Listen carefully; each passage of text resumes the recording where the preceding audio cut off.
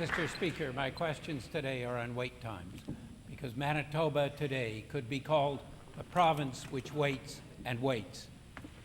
I've only got two. Winnipeg hospital emergency rooms have among the longest waiting times in Canada, with the Grace Hospital being the longest. At the same time, the cost of a standard hospital stay in Manitoba is well above the Canadian average and considerably higher than Vancouver and Toronto. After years and years of reports, most recently the Brian Sinclair inquest, why do today's NDP continue the legacy of the longest ER waits and the most costly services?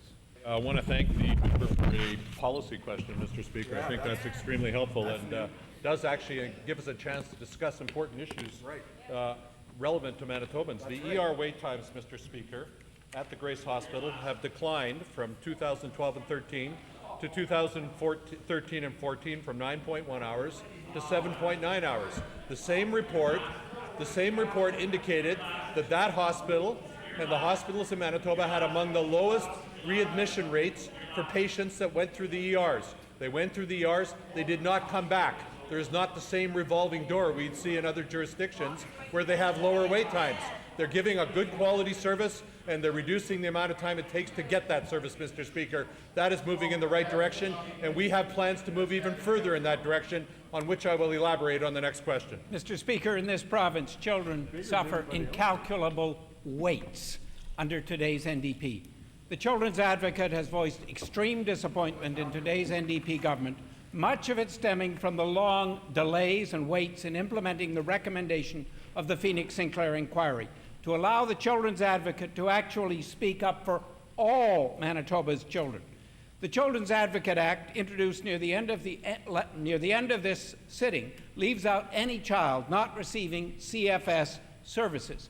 How much longer will all of Manitoba's children have to wait before today's NDP recognizes they all need a voice? Mr. Speaker, I think, again, that is a very important public policy question, which is why the legislation was introduced to expand the role of the Children's Advocate. It will now, we were the first government to make it a member reporting to the legislature, that office. Now we're going to make it a completely independent office. That's an important step forward in the ability of the Children's Advocate to speak without fear or favor on issues affecting children in Manitoba. We've also given them the ability to look into any tragic child death in Manitoba, Mr. Speaker, and resources to do that.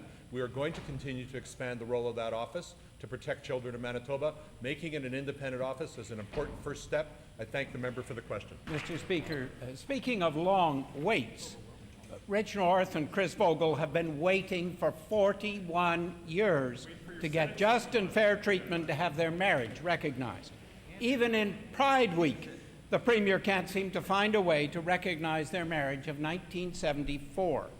The Vital Statistics Act provides a simple approach for registering marriages which are not registered within 1 year of the day of the marriage. And yet the Premier has made Rich and Chris wait and wait and wait for 41 years.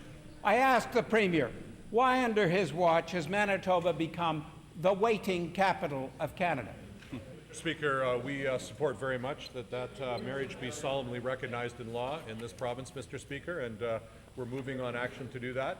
I just remind the member opposite that law, the limits on our capacity to do that are proscribed by federal law. The member was a member of the federal cabinet. He had ample opportunity to bring a law forward at the federal level, which would have made it very easy to recognize that marriage. His failure to do that leaves it up to us to find a solution. We will, Mr. Speaker.